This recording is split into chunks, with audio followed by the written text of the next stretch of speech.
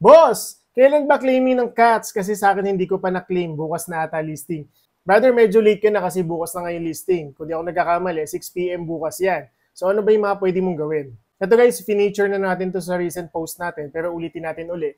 Para po sa mga late claims na mga hindi pa nakapag-claim ng cats nila, meron pa po kayong chance. Bukas, starting tomorrow, bilang na kayo ng 2 araw, that's October 10.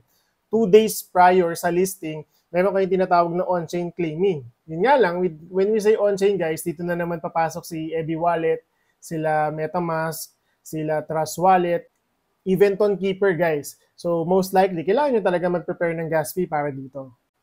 Guys, yung ibang mga nag-early claims, naka-reflect na po sa BitGet wallet nila. So check nyo na yung allocations nyo kung nakatanggap na kayo. Ito, isa sa mga kasama natin sa GC, sa community natin sa online negosyante. Ito yon, so nakatanggap na siya. Ako, tinignan ko yung sa akin, wala pa. Kayo ba, baka meron na, check nyo din. Ito guys, yung mga nakatanggap na itong 30,000 cats, sila yung mga early claims sa BitGet na kapag nakapag-link ka doon, automatic naging successful. Meron kang matatanggap na bonus sa 30,000. So swerte, no?